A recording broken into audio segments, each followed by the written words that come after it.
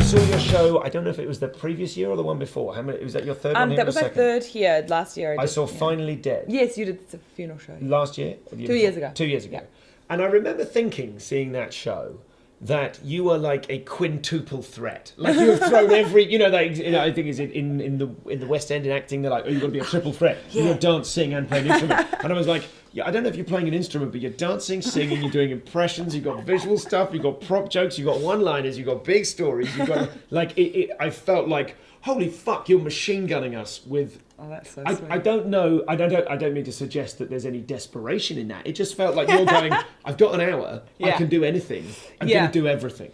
Yeah. I mean, I just think, well, I don't know. I think for me, I always just, I think about the shows I like, I love seeing. And because I'm obviously comedians start as comedy fans. And it's like, I think when you do start out, you always want to do the kind of comedy that you would want to see, I think. And not to say that I'm doing comedy that, I'm like, oh yeah, this is amazing stuff. But it's so weird because it's so against my personality. I'm not a fun person, but weirdly in my shows, I'm like, I like the idea of people having fun or just having, I guess, variety to what they're watching. Because I know an hour is such a long ask, and I just don't have the confidence to... I think it really is rooted in the actually not having the confidence to think, oh, I could just tell stories for an hour, or I could just do this for an hour. Like, I very much lack confidence to commit to one thing. So I feel like I put in heaps of stuff to distract from the fact that, it's not, I'm not just one, I'm not just one thing. Like, I think I even find it hard to say that I do stand up because I'm like, oh, I fucking do stupid impressions and, sound things and dances. And so it's, it all comes. I think it comes from a place of not being confident and knowing style, I suppose. I did wonder whether this year's show. It seemed to me that this year's show was kind of more mature than the one I saw a couple of years ago. Yeah. Which is not only that would make sense chronologically, but you are also in your 20s. Yeah. I guess. Yeah. Are you? I'm 26 now. Okay. So I was 24 when I first did 23 originally. Did a double bill. But and even more so than last year as well, I think. The only reason I bring up, I just wanted to sort of caveat, to bring up your age. I suppose in your 20s, a year is a much longer time. Yeah. The rate at which you are developing is far greater. It's exponential, right? Absolutely. It's like, I think so. I mean, I think it is a weird thing as well, because like, no, it is, and it seems so angsty. Like, you're like, oh my god, you go through so much stuff in your 20s, but it is true. It's true. It's like.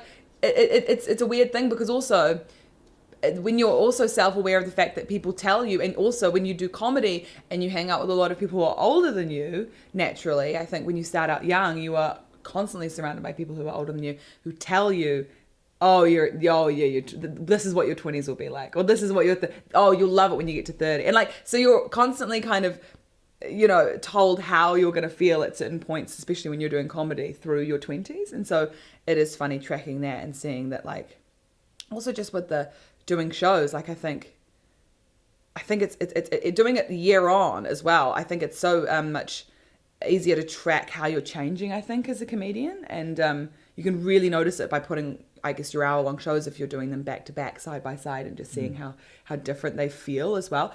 And, like, I mean, it was in Montreal, where I was doing material that I was probably from the last 2 shows that I did. And it, honest to God, is like time traveling, doing material that you wrote even just 2 years ago. It's like you're just fundamentally a different person on stage. And so you have to, like, slip into this persona that you've grown out of, in a way. Because I'd say in the last 3 or 4 years I've changed.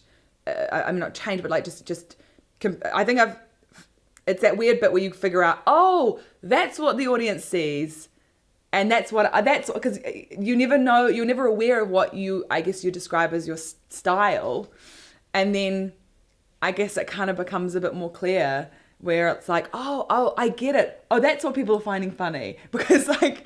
For so many years, I'm like, I don't know why people are finding this funny. But that's great. The idea of who the audience sees. Let's just stick with that for a moment. Who do you think they see now, and who was it that you thought they saw before? What were you offering before in an attempt to find that richest scene? I think that because I started so young, that just genuinely quite young, that I had no, like my material was had to be very broadly observational, but like kind of, I guess, it was never rooted in any life experience, because obviously I was like a teenager, so I had no life experience whatsoever, and it would just been embarrassing to see. I've seen a teenager with like braces being like, what's it like being a teen guy? But it's so I think it's I used to have a really nervous energy to deal with that on stage. So it was very like self-deprecating, nervous, kind of like awkward on stage. And then that kind of developed to something that was like, I don't know, what happened in recent years is that I think to combat nerves, because I get really I get really nervous still performing. I don't feel like, I'm not a person who like it's like I feel alive on stage. It's always a terrifying thing. So I think I combat that with being more hyperactive than I ever am in real life. Like, I'm not an energetic, high energy person in real life. And that's what people, I think mostly my friends and family find bizarre, is that on stage. That we walk in and you're playing table tennis. 100%. I feel like this because like just absolutely wild, like on stage, and I talk really fast and I scream basically, and I'm really loud, and I'm not that kind of person in real life. And I think that's to deal with, I feel like getting nervous. But I think people see that and get the wrong idea of what kind of person I am. And I get a lot of people who I get this real thing, and I think a lot of girls do it as well. I get it. I think when they do comedy of the thing of like, oh my God, we should be best friends. I was wondering we should be best, your show last year was called Sassy Best Friend. Yeah. And okay. so many girls be like, no, we are totally like, we would be best friends in real life. And it's so hard to explain. I'm like, I have hardly any best friends in real life. Like, I'm a very bad friend in real life, but I am friendly to audiences and to people who come to my shows. And it's a really weird thing to be put on you. You've got to say that it is not possible to be best friends with stage Rose Matafeo. Yeah. Because she only exists for that hour, and you can't talk to her. Totally. Completely, yeah. And it's like, and I love getting to talk to people before the shows and all of that stuff. And I think, but it's so hard to figure out what your personality is off stage and like on stage, and if there is any crossover there. And I think in that aspect, I don't think I am naturally a person who like I guess is as friendly as that in real life. But I don't know. It's an awkward thing when I just think I think that is something that's imposed on, I think, sometimes women doing comedy, because I think when, especially if a woman is doing stand-up that is very relatable or observational in a way that's very specific, and I get that a lot of my material is very relatable a lot of the time, which is funny because everyone's material is it's stand-up is, you're trying to relate to an audience. It's the whole thing what you're trying to do, mostly anyway.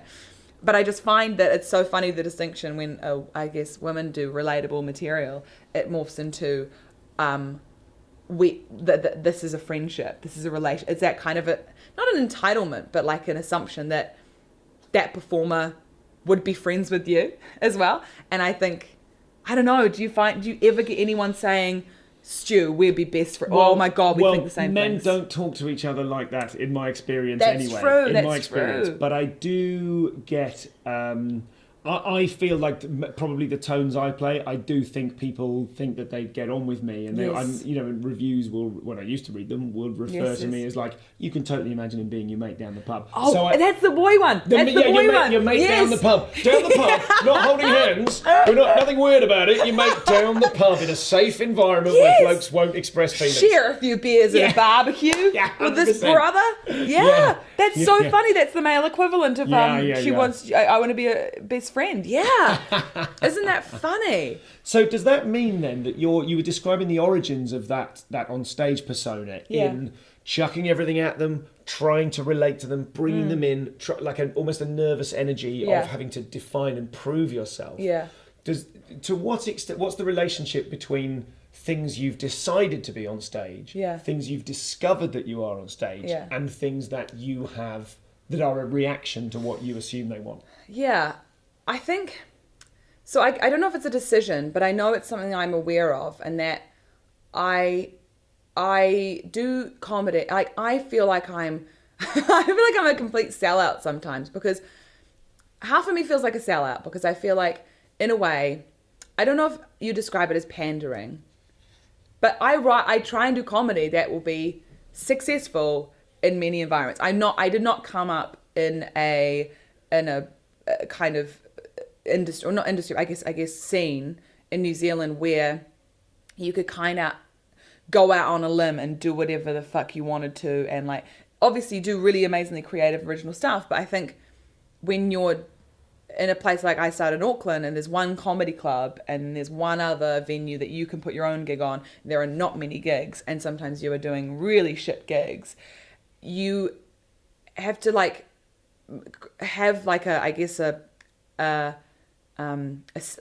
have to have a style that kind of can morph into, like, you know what I mean? Like, it's something that is, you can do like at a club, but you could also do in an hour show, or you could do, you know, at an alternative lineup. And for me, it's like, it was deciding to find what could operate in all of those kind of worlds, and at yet the same time. still speak a truth for yourself. Exactly, yeah. And I think for me, I think I always decided that, like, I don't buy into the thing of like when people are like, oh, they're fucking geniuses, you know what I mean? Because they just do whatever the fuck they want and they wait for the audience to come to them. And I know that some people are like that, and some people are amazingly like that. But like, I think I've always seen kind of performing and stand up as something where it's like, I hate it when I don't see a performer come at least halfway to an audience. And I think it's because you always see it as like, and it sounds so happy, but like when you perform, and especially in stand-up, it's like, it's mainly controlling energy. It's like this weird thing where you're like in a room with people and you're like sensing an energy of a room, and you're like riding it like this freaking wave or something. And oh my god, it sounds like such a but you know what I mean? Like, I you're enjoy this a lot. You're actually literally controlling an energy in a crowd by what you're kind of saying, and to not come halfway in that they want to enjoy what you're going to say, but they're coming halfway. And if you're not even like meeting them halfway in the sense of saying stuff that they can grab and relate to and enjoy, I think it's like, I find that's the line where I'm like, I want to come at least halfway in what I do. So I guess that's why I decided to do kind of stuff that, you know, perhaps maybe seems a bit little hack sometimes, and I find myself being a bit hack as well. For tour dates, news, updates, whatever they are, and the latest episodes of the Comedian's Comedian podcast, go to stuartgoldsmith.com.